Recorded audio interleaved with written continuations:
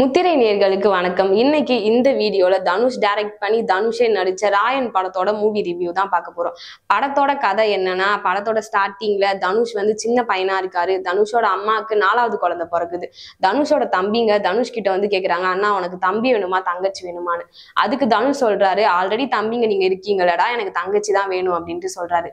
தனுஷ் சொன்னதுக்கு ஏத்த மாதிரியே அவருக்கு தங்கச்சி பிறக்குறாங்க.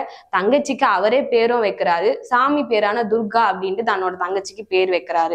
திடீர்னு ஒரு நாள் வேலைக்கு போன தனுஷோட அப்பா அம்மா திரும்பியே வரல. 2 நாளா வெயிட் பண்ணி பார்த்துட்டு இருக்காரு. எங்க போறதுன்னு தெரியாம தன்னோட அம்மாக்கு பிரசவம் பார்த்த பூசாரி வீட்டுக்கு போறாரு.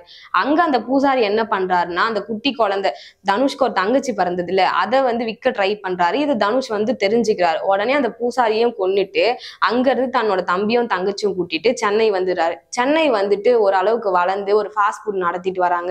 ஒரு தம்பி என்ன பண்றான்னா, ஊர் சுத்திட்டு இருக்கான். இன்னொரு தம்பி காலேஜ் படிச்சுட்டு இருக்கான். நான் 2 பேருமே தன்னோட அண்ணனுக்கு நைட்ல ஃபாஸ்ட் ஃபுட்ல என்னென்ன வேலைலாம் இருக்கோ அதெல்லாம் பார்க்க ரொம்ப ஹெல்ப் பண்றாங்க. அங்க 2 பெரிய டானுங்க இருக்காங்க. 2 பேருமே ஒருத்தருக்கு ஒருத்தர் ஏமாந்தா எப்ப போட்டு தள்ளிக்கலாம் அப்படின்ட்டு 24 ஹவர்ஸும் கண்ணில் விளக்கெண்ணெய் ஊத்திட்டு பார்த்துட்டு இருப்பாங்க.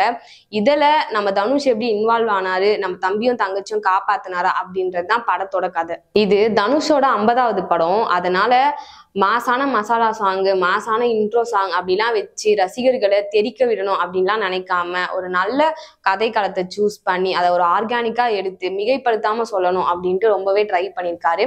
ஃபர்ஸ்ட் ஹாஃப் ஃபுல்லாவே ரொம்ப சட்டிலான கேரக்டராகவே காட்டுறாங்க. இன்டர்வல் பிளாக்ல வர ஒரு சீன்ல மாசா என்ட்ரி கொடுத்து நடிப்பு அப்படியே அள்ளி வீசிருப்பாருன்னே சொல்லலாம். வழக்கமா தனுஷோட எல்லா படத்துலயும் கேமராவை பார்த்து சிரிக்கிற மாதிரி ஒரு மாசான சீன்ஸ்லாம் இருக்கும். இந்த படத்துலயும் அந்த மாதிரி மாசான சீன்ஸ்லாம் தனுஷ் ஃபேன்ஸ் எதிர்பார்க்கலாம். இந்த படத்தோட ஸ்டண்ட் மாஸ்டர் பீட்டர் கதையை முழுசா சொன்னாதான் அதுக்கேற்ற மாதிரி சண்டை காட்சிகள்லாம் வைக்க முடியும் அப்படின்னு சொன்னதா தனுஷ் ஆடியோ லான்ச்ல சொல்லியிருந்தாரு. சொன்னதுக்கு ஏத்த மாதிரியே சண்டை காட்சிகள்லாம் மிரட்டி விட்டுருப்பாருன்னே சொல்லலாம். படத்துல அபர்ணா அப்பப்ப போனாலோ எந்த அளவுக்கு தன்னோட கேரக்டரை நேர்த்தியா பண்ண முடியுமோ அந்த அளவுக்கு நேர்த்தியா பண்ணியிருக்காங்க. தனுஷோட தங்கச்சா நடிச்ச துஷாரா விஜயன் தன்னோட நடிப்பு மலையெல்லாம் பொழிஞ்சு மறுபடியும் நான் ஒரு நல்ல ஆக்டர் அப்படின்றத ப்ரூவ் பண்ணியிருக்காங்க. படத்துல கேங்ஸ்டரா இருந்த சரவணன் ஆகட்டும், தனுஷோட காட்ஃபாதரா நடிச்ச செல்வராகவன் ஆகட்டும், நீட்டான பர்ஃபார்மன்ஸ் கொடுத்து படத்தை தூக்கி வச்சிருக்காங்கன்னே சொல்லலாம். முக்கியமா சொல்லணும்னா எஸ்ஜே சூர்யா ஆடியன்ஸ் எல்லாம் மிரட்டி மேஜிக் பண்ணி சட்டில் ஆக்குவாருன்னு பார்த்தா படத்துல எஸ்ஜே சூர்யா ஒரு சட்டிலான வில்லனா தான் வந்திருக்காரு. எஸ்ஜே சூர்யா கூட அல்லக்கையா இருக்கிற திலீப் செகண்ட் ஹாஃப்ல ஒரு பெரிய பயங்கரமான சம்பவத்தை பண்ணிட்டு சைலண்டா எஸ்ஜே சூர்யா கூடவே இருப்பாரு. இது தெரிஞ்சதுக்கு அப்புறம் எஸ்ஜே சூர்யாக்கும் வரலட்சுமிக்கும் வர ஒரு சீன் பயங்கரமா இன்ட்ரெஸ்டிங்கா இருக்கும்னே சொல்லலாம். ஏஆர் ரகுமான் வழக்கம் போல இசையில பின்னி பெடல் எடுத்திருப்பாரு. பேக்ரவுண்ட் ஸ்கோரிங்லாம் பயங்கரமா இருக்கு.